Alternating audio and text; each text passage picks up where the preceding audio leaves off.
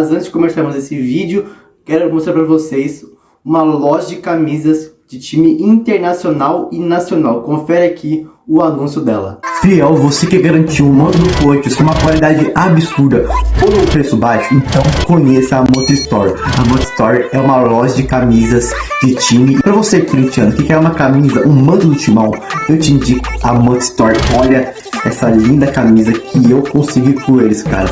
E os preços são a partir de R$186, cara. R$186 essa camisa aqui, com frete grátis para todo o Brasil. E eles vendem até na gringa nos Estados Unidos, sim. Uma loja internacional e nacional aqui do Brasil.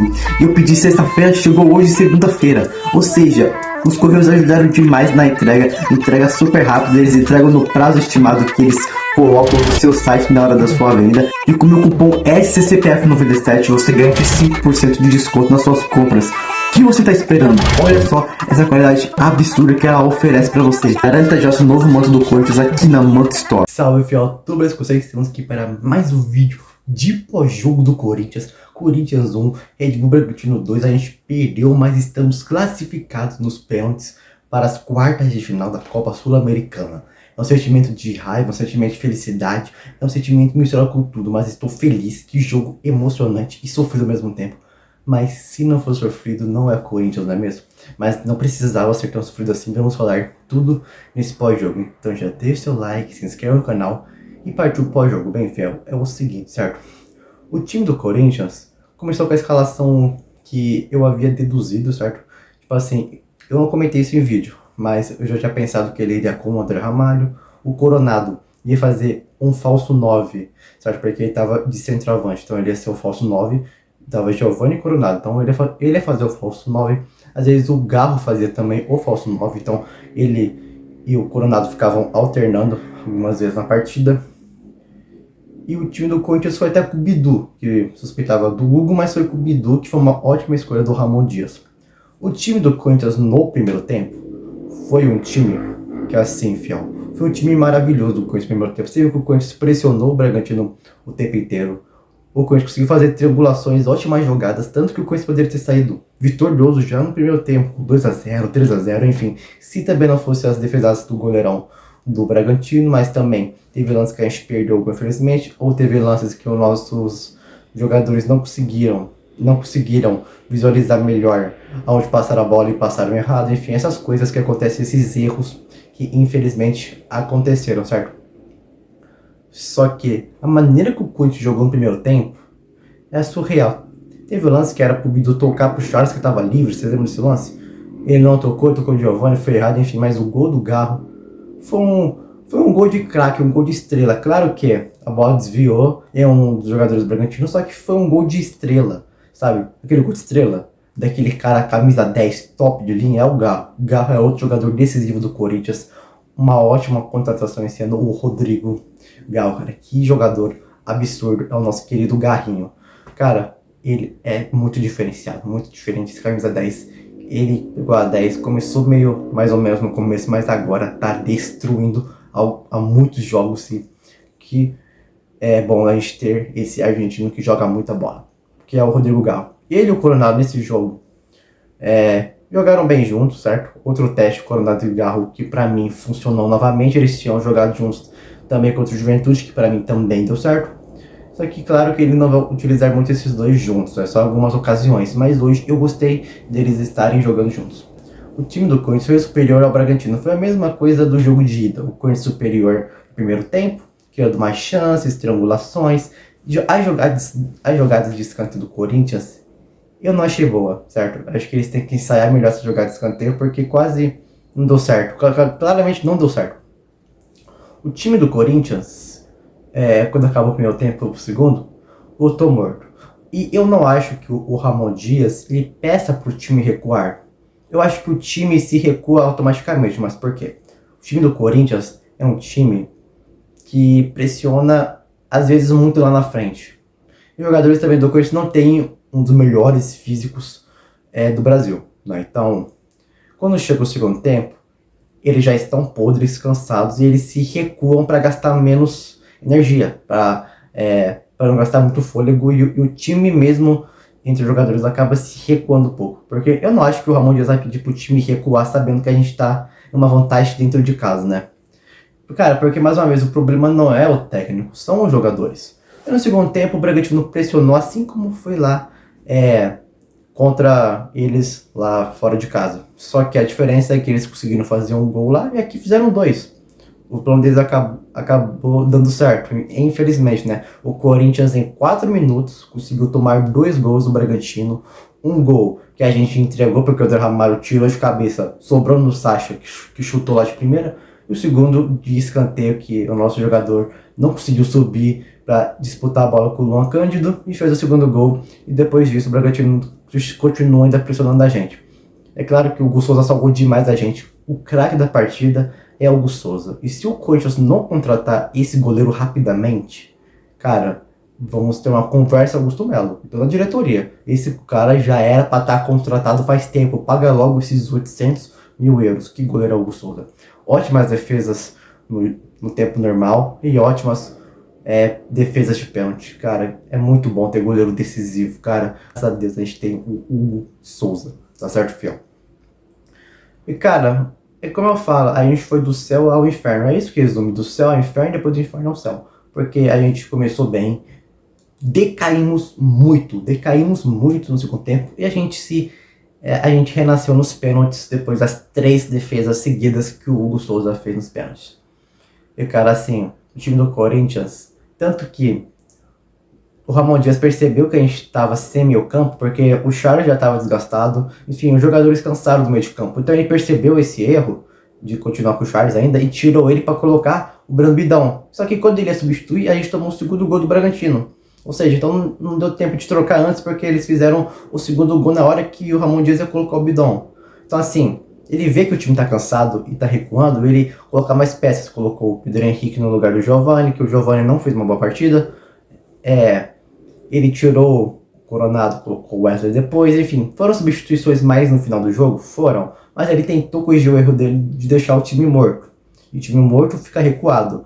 E, cara, é impressionante como os caras conseguem chegar na nossa área com uma facilidade. Mesmo com 3 zagueiros, mesmo com 2 alas que voltam para marcar, certo? Que foi o caso do Fagner, que depois foi o caso do Mateuzinho, Bidu. Enfim, eles conseguiram chegar na nossa área com facilidade. Teve uma série que o Sacha chutou umas 2 vezes, então, que o Hugo defendeu. Então, assim, cara, é impressionante como o Corinthians tem essa facilidade de deixar os outros chegarem na sua área tão facilmente.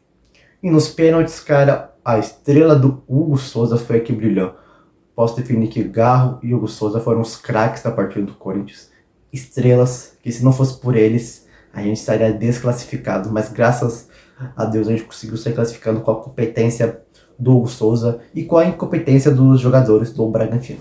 Mas, em geral, esse jogo do Corinthians teve tudo. Teve emoção, teve raiva, teve felicidade, teve tudo. Certo? O Corinthians não precisa sofrer, tá? Esse negócio de se não sofrer na Corinthians tá muito enraizado na gente, porque a gente sempre sofreu para poder ganhar. Claro que teve épocas que a gente não sofria para ganhar, mas ultimamente a gente tá sofrendo muito mais para ganhar.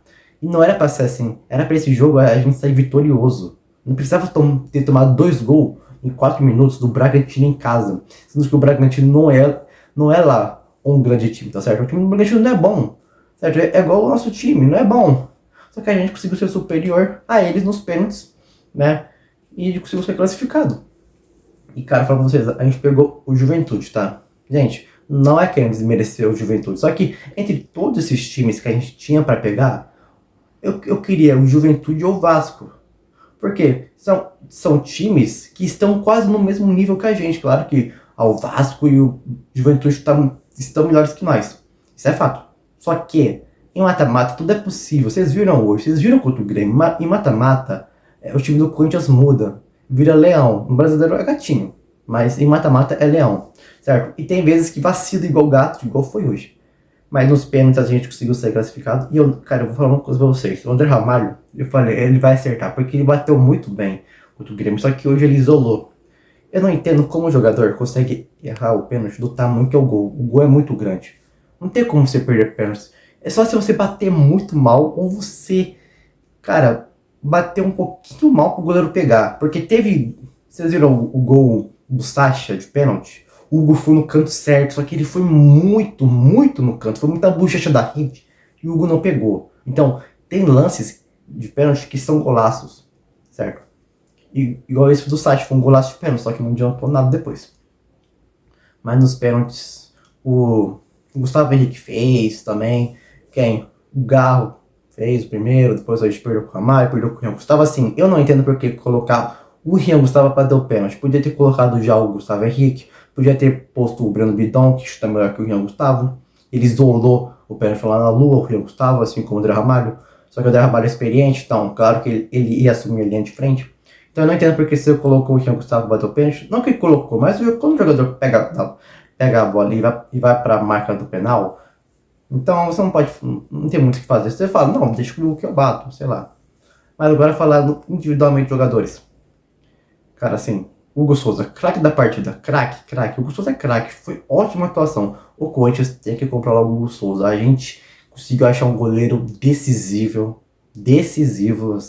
em pênaltis na partida, nível Cássio. A gente tá prestes a ver um goleiro que pode dar muito certo no Corinthians. Já está dando muito certo no Corinthians. Esse goleiro, se continuar assim, continuar no Corinthians, defendendo demais, sendo decisivo, ele pode tornar um ídolo, Hugo Souza. Então, se você quer ser ídolo no Corinthians, continue fazendo ótimas defesas, continue sendo esse grande goleiro decisivo que você é. E Corinthians, pague logo esses 800 mil euros, pelo amor de Deus, e compra o Hugo por 5 milhões de reais, por aí, que é a conversão do euro pro real.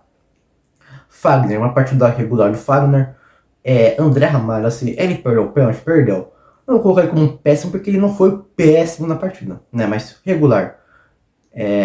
Kaká, regular. Gustavo Henrique, uma atuação regular também do Gustavo Henrique.